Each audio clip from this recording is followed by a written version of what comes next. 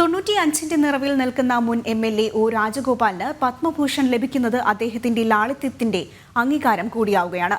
പൊതുപ്രവർത്തക വിഭാഗത്തിൽ നിന്നുമുള്ള അംഗീകാരം കേരളത്തിനും അഭിമാനമാവുകയാണ്. ജനസംഘങ്ങളിലൂടെ BJPയിലെത്തിയ ഒ രാജഗോപാൽ ഈ പ്രായത്തിലും ഏവർക്കും മാതൃകയാണ്. ജനസംഘത്തിലൂടെ BJPയിലെത്തിയ ഒ രാജഗോപാൽ എന്ന സൗമ്യൻ 1998-ൽ വാജ്പേയി മന്ത്രിസഭയിൽ അംഗം. തിരുവനന്തപുരം ജില്ലയിലെ നേമം മണ്ഡലത്തിൽ നിന്നും ഉജ്ജ്വല വിജയം കൈവരിച്ച് കേരള നിയമസഭയിൽ താമര വിരിയിപ്പിച്ച നേതാവ്.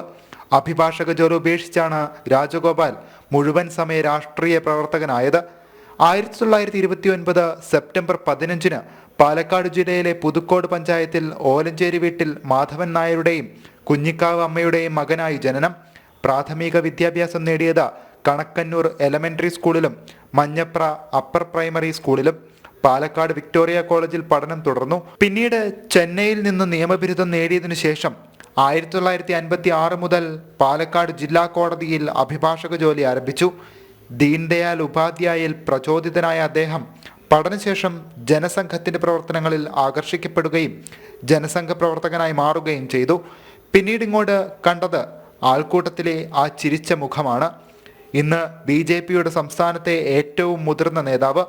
പൊതുപ്രവർത്തന രംഗത്ത് പത്മഭൂഷൺ വിഭാഗത്തിലേക്ക് അന്തിമ പട്ടികയിൽ ഇടം നേടിയതോടെ പ്രതീക്ഷകളേറി.